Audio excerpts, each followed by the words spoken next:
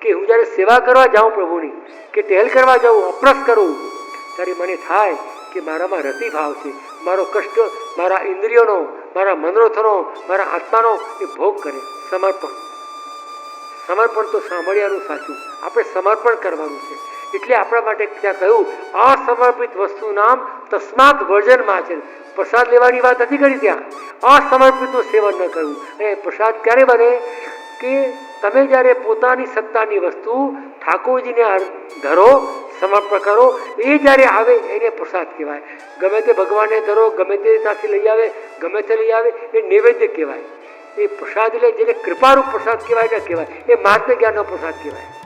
પ્રસાદનો અર્થ પુષ્ટિમાં શું થાય છે કે તમે પોતાની સત્તાની વસ્તુ ઠાકોરજીને ધરો અને પ્રસન્નતાપૂર્વક આપે, અને જે ધરે એ ભગવત અધરામત પ્રસાદ કહેવાય છે.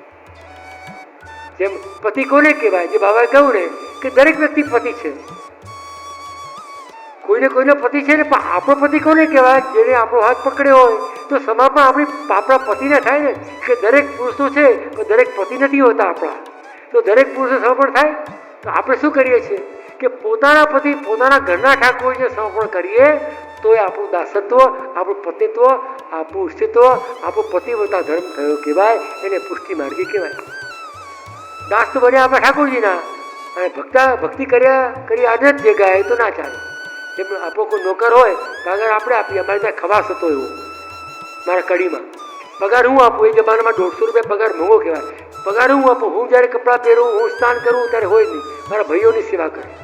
અને બધા મારા ભાઈઓ કે તારો ખવાસ બહુ અચ્છો હોય, બાબા ખાસું લાવ્યો. એટલે બધા વખાણ કરે, પણ હું કેવી રીતે વખાણ કરું? હું ઉગોળું સુવા આપવા આવે નહીં મને. બોલ, મને ગુસ્સો આવે. મારો ખવાસ હું સ્નાન કરતો હું ટુવાલ આપીને ઉભો રહેવો જોઈએ ને. મારા બધા ભાઈઓને ખુશ કરે, બધા ટુવાલ આપે, કપડાં આપે, ચણા બધું આપે. મારા બધા ભાઈઓ તેનો ખવાસ બહુ અચ્છો હોય, બહુ અચ્છો. કોઈ રાખે નહીં એને પાછા. કંઈક કામ મારું કરે ને પગાર પૂરો લે. મેં કીધું તું મેરો ખવાસ છે, મૂકું ધ્યાન રાખ, જે સબકો ધ્યાન રાખું, હું મેરો થોડી રાખે. આવા ખવાસ આપણે નહીં બનવાનું કે કંટ્રી લીધી આપણે વલ્લભની ઠાકોરજી માટે પધાર્યા ને ગામની ખવાસી કરવા જઈએ, ઘણા ઠાકોરજીને સુના રાખીને એવો ખવાસ પોસાય? વલ્લભ કે આ હારો સેવક મારો થયો, લૂંટાવે છે બધાને, હું ભૂખ્યો, મારા ઘરના ઠાકોરજી ભૂખ્યા. આવા સેવક થવાય આપણે? કહેવાય વલ્લભના સેવક. ઘરમાં ઠાકોરજીને સુખ નહીં, આપણે દાસ ધર્મનું સુખ નહીં, ને આપણા પૈસા, તન મન ધન ધર્માદામાં ગયા ખાય. પુષ્ટિ માર્ગ ધર્માદા નથી, પુષ્ટિ ભક્તિ છે. ધર્માદા ક્યારે થાય? જ્યારે ઉતાર હોય ત્યારે. ધર્માદા એટલે પિતૃઓ પાછળ, લોક પાછળ, કોઈ ગયાના પાછળ જે કરી કથાઓ કહે છે ને, ગયાના પાછળ, એ બધું પિતૃકર્મ કહેવાય. પુષ્ટિ માર્ગી ભાગવત એ ભક્તિ માટે થાય, ગયા માટે ન થાય. તો આયા ને ગયા. જે પિતૃ માટે થાય એ આપણને મિલી જાય જલ્દી, એવું નહીં કરવાનું. ભક્તિ માટે કરવામાં જે આપતું કર્મ એટલે પુષ્ટિ ભક્તિ કહેવાય. અહીંયા ભગવત કથા બી સાંભળીએ અને કરીએ, કરાવીએ તો પણ માત્ર સર્વ હેતુ વિવર્જિતમ, એટલે માત્ર મારી પુષ્ટિ ભક્તિ થાય એટલા માટે. અને જીવતા માટે છે, પણ એ જીવી રહ્યો છે. મૃત્યુ માટે તો અલગ શ્રાદ્ધ કર્મ અને કથાઓ અલગ છે, ગરુડ પુરાણ, ભગવદ્ ગીતા અલગ છે. ભક્તિ માટે ભાગવત છે. મહાપુરુષે પોકારી કહે છે કે સર્વ હેતુ વિવર્જિતમ. પદ્મનાભદાસજીને કહ્યું કે કંઠમાં પ્રાણ આવે તો પૈસા માટે કથા કરતો નહીં, ખાલી ભક્તિ માટે કરવાની. આ પુષ્ટિ માર્ગ કહી રહ્યો છું, તો બધા પુષ્ટિ માર્ગી છું. ન સમજાય, ન સમજવું, ન માનવું એના માટે કોઈ દાવો નથી. પણ પુષ્ટિ માર્ગીય શ્રવણ મંગળ બી થયું ને તો તમારો નિશ્ચિત વલ્લભ તમને છોડશે નહીં, એ નક્કી માનજો. તમે મને છોડો કે વલ્લભને છોડો તો ચાલશે, પણ વલ્લભ જેને એકવાર શરણે લીધો એને છોડતા નથી, નથી અને નથી. રામાનંદ પંડિતના પ્રસંગમાં રામાનંદે પોતે કહ્યું કે વૈષ્ણવ ગોબર લઈ જશે એને સંતાડી દો. તો મહાપુરુષે ત્યાગ કર્યો. કઈ રીતે? વેદ મંત્રથી ત્યાગ કર્યો. પુષ્ટિ માર્ગ રીતે ત્યાગ થતો જ નથી.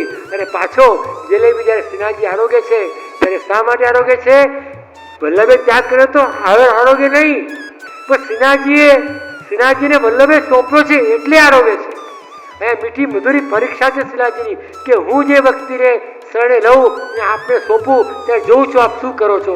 શ્રીનાથજી કરીને બતાવ્યું કે જો આ રામાયણ પણ કેવો ભટકે છે. તો વલ્લભ એ સીધો આવ્યો તો ક્યારનો ગયો બહાર છોડી દીધો, પણ તમારા દ્વારા આવ્યો છે એટલે છોડવાનો નથી.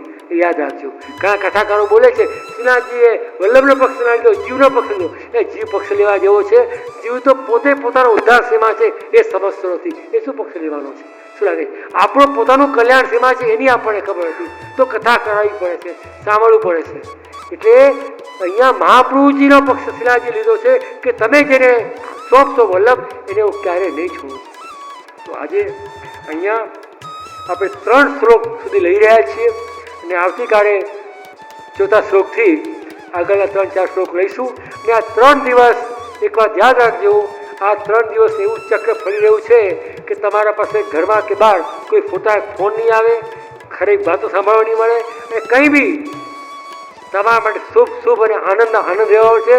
અને કાલ ઠાકોરજી તમે જ્યારે ભોગ ધરશો ત્યારે આનંદથી આરોગશે કે વાહ આજે તો વેણુનાથા મળીને આવી છે. શ્રી વલ્લભા દેશ કી જય.